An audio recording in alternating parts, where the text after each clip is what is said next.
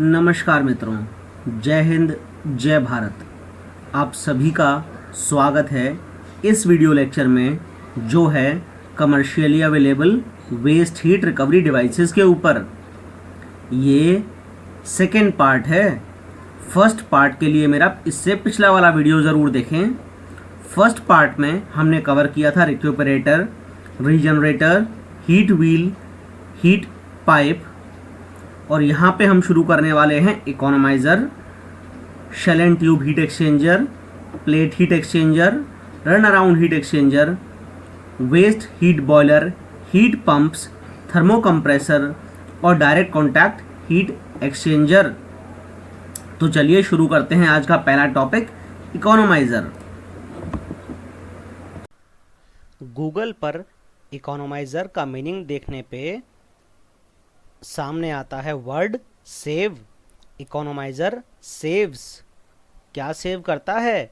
It saves fuel which is to be fed to the boiler. आइए समझते हैं कैसे। राइट साइड में जो डायग्राम दिया हुआ है, थोड़ा उस पे नज़र डालिए। जो बीचों बीच पतली पतली ट्यूब्स दिख रही हैं जिनका शेप जिगजैग है, those are called economizer coils. उनमें ऊपर की तरफ से पानी मूव होना स्टार्ट होता है, जिसका टेम्परेचर करीब करीब एटमॉस्फेरिक होता है। जैसे जैसे पानी नीचे की तरफ मूव करता जाता है, वो हीट गेन करता जाता है और एंड में उस पानी का टेम्परेचर काफ़ी हाई होता है। अब ये हीट आती कहाँ से है? ये हीट आती है फ्लू गैसेस से। फ्लू गैसेस का टेम्परेचर जब काफ़ी ज़्यादा हाई होता है तो उनको मूव कराया जाता है इन ट्यूब्स के आसपास से, और वो फ्लू गैसेस जब ऊपर की तरफ मूव करती हैं, वैसे वैसे वो अपनी हीट ट्रांसफ़र करती चली जाती हैं इन पाइप्स में, और पाइप्स के द्वारा वाटर को हीट ट्रांसफ़र हो जाती है। एंड में फ्लू गैसेस बाहर निकलती हैं जब उनका टेम्परेचर काफ़ी कम हो चुका होता है। अगर बात करी जाए सेविंग की, तो for every 22 degree centigrade reduction in flue gas temperature it leads to 1% saving of fuel in the boiler. यानी अगर फ्लू गैसेस के इनलेट और आउटलेट टेम्परेचर में डिफरेंस 22 डिग्री सेंटीग्रेड का है, तो बॉयलर के लिए जो फ्यूल इस्तेमाल हो रहा है उसकी 1% की बचत होगी। अगला टॉपिक है shell and tube heat exchanger. Shell and tube heat exchanger oil refineries और लार्ज केमिकल प्रोसेस जहां होते हैं वहां यूज़ होता है। Shell and tube heat exchanger, जैसा कि आपको नाम में सुनाई दे रहा है, शेल एंड ट्यूब इसमें होती हैं। शेल के बीचों बीच बहुत सारी ट्यूब्स होती हैं जिनको हम ट्यूब बंडल्स भी बोलते हैं। नॉर्मली ट्यूब्स के अंदर बहुत हाई प्रेशर पे फ्लूइड फ्लो करता है, और शेल के अंदर यानी कि ट्यूब्स के बाहर लो प्रेशर फ्लूइड मूव करता है। साथ में बेफल्स लगी होती हैं। बेफल्स की वजह से जो फ्लूइड शेल में होता है यानी कि ट्यूब्स के बाहर, वो इजीली जिग जैग फॉर्म में मूव कर सकता है और अपनी हीट ट्रांसफ़र कर सकता है उस फ्लूइड के साथ जो कि ट्यूब्स के अंदर फ्लो कर रही हैं। डायग्राम को अगर आप ध्यान से देखें तो इन ट्यूब्स के अंदर हाई प्रेशर फ्लूइड है और ट्यूब्स के बाहर यानी शेल के अंदर लो प्रेशर फ्लूइड मूव कर रहा है। अब अगर इन shell and heat tube exchangers के एप्लीकेशन की बात करें, तो जैसा मैंने आपको बताया था, जहाँ पर हाई प्रेशर फ्लूइड मूव करता हो वहाँ पर इनका उपयोग होता है, जैसे कि oil refineries, large chemical processes में इनका यूज़ होता है। उसके अलावा coolants from furnace door, great और पाइप सपोर्ट के लिए भी इसका इस्तेमाल होता है। अगला टॉपिक आता है plate heat exchanger. Plate heat exchanger वहाँ यूज़ होता है जहाँ टेम्परेचर डिफरेंस बहुत ज़्यादा नहीं होता। जो ब्लू एरो हैं वो शो करते हैं हॉट फ्लूइड के मूवमेंट को, और जो रेड एरोज हैं वो शो करते हैं कोल्ड फ्लूइड के मूवमेंट को। यानी कि लेफ्ट साइड में नीचे की तरफ से हॉट फ्लूइड मूव करना स्टार्ट करता है और एंड में लेफ्ट साइड में ही ऊपर की तरफ वो बाहर आ जाता है, जबकि कोल्ड फ्लूइड राइट साइड में ऊपर की तरफ से एंटर होता है और नीचे से राइट साइड में निकलता है। कोल्ड फ्लूइड इस दौरान हीट गेन करता है और हॉट फ्लूइड हीट लॉस करता है। प्लेट हीट एक्सचेंजर में बीच में काफ़ी सारी प्लेट्स लगी होती हैं। प्लेट्स कोगुलेटेड होती हैं, मतलब उनमें अंडुलेशंस होते हैं to increase heat transfer rate.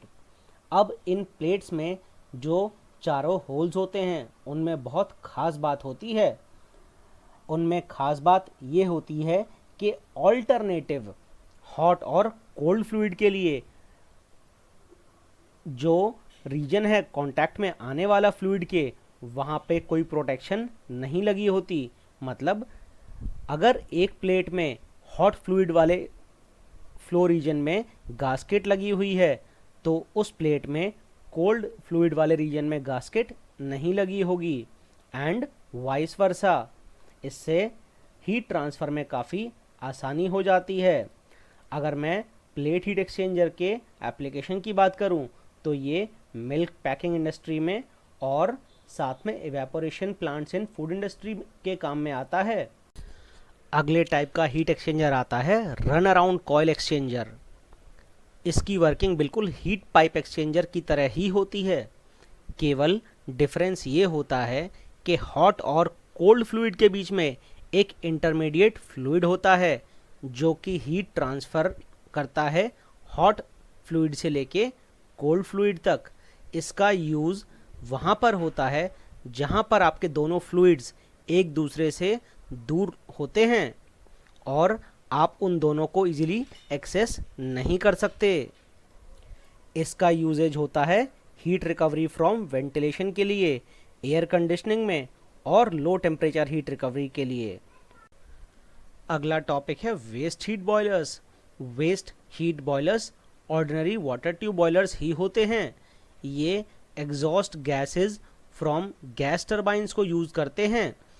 जो एग्जॉस्ट गैसेस होती हैं गैस टरबाइन से आ रही होती हैं, उनका टेम्परेचर काफ़ी हाई होता है और वो पास होती हैं पैरेलल ट्यूब्स के आसपास से। जैसे ही हॉट गैसेस ट्यूब्स के पास से गुजरती हैं वो अपना हीट कंटेंट दे देती हैं इन ट्यूब्स को, और इन ट्यूब्स के द्वारा हीट मिल जाती है वाटर को जो कि इन ट्यूब्स के अंदर होता है। इन ट्यूब्स के अंदर वाटर वेपोराइज होता है और स्टीम बन जाता है। स्टीम ऊपर जो टैंक दिखाया हुआ है उसमें स्टोर हो जाती है और उस स्टीम को आप यूज़ कर सकते हैं किसी बहुत सारे कामों के लिए। जो स्टीम का टेम्परेचर है वो डिपेंड करता है फ्लू गैसेस के टेम्परेचर के ऊपर।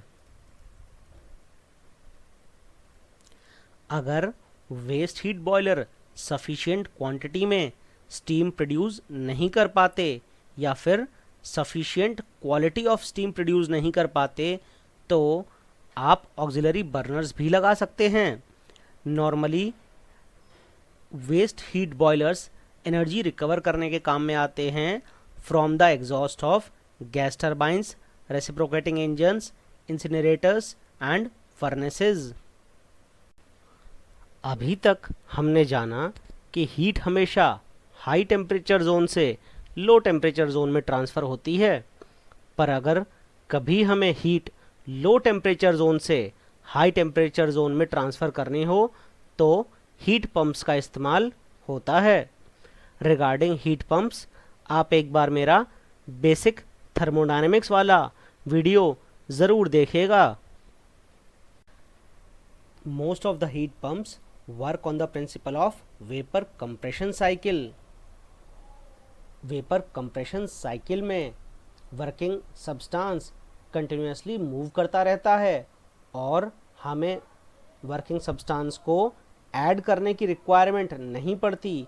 क्योंकि उसका इंटरेक्शन एनवायरनमेंट या फिर बाहर के फ्लूइड से नहीं होता, इसलिए हम उस साइकिल को क्लोज्ड साइकिल भी बोलते हैं।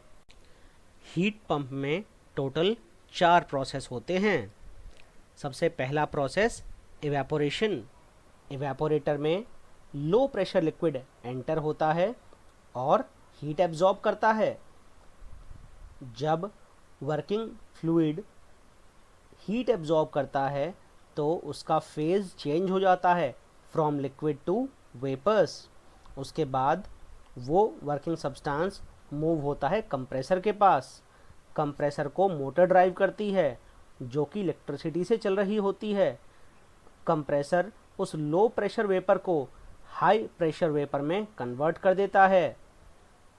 उसके बाद हाई प्रेशर वेपर्स पहुंचते हैं कंडेंसर के पास, जहां पे कि वेपर्स कंडेंस हो जाते हैं लिक्विड में, और वापस से हाई प्रेशर लिक्विड पास होता है एक्सपेंशन वाल्व में, जहां पर कि उसका प्रेशर डिक्रीज हो जाता है, यानी हाई प्रेशर लिक्विड कन्वर्ट हो जाता है लो प्रेशर लिक्विड में। ये लो प्रेशर लिक्विड वापस से इवेपोरेटर पे पास होता है, वापस से ये हीट एब्जॉर्ब करता है और वेपर फॉर्म में आ जाता है। इस टाइप से साइकिल रिपीट होती चली जाती है और यही वर्किंग प्रिंसिपल है हीट पंप्स का।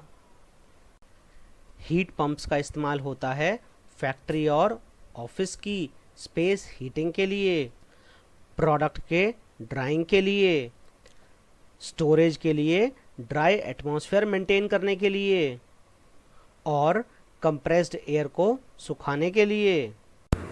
अगला वेस्ट हीट रिकवरी डिवाइस है थर्मोकम्प्रेसर। थर्मोकम्प्रेसर यूज़ आता है लो प्रेशर स्टीम को कंप्रेस करने के। थर्मोकम्प्रेसर में कोई भी मूविंग पार्ट नहीं होता है और यहाँ पर हाई प्रेशर स्टीम के मोमेंटम की वजह से लो प्रेशर स्टीम का मोमेंटम भी मीडियम प्रेशर स्टीम में कन्वर्ट हो जाता है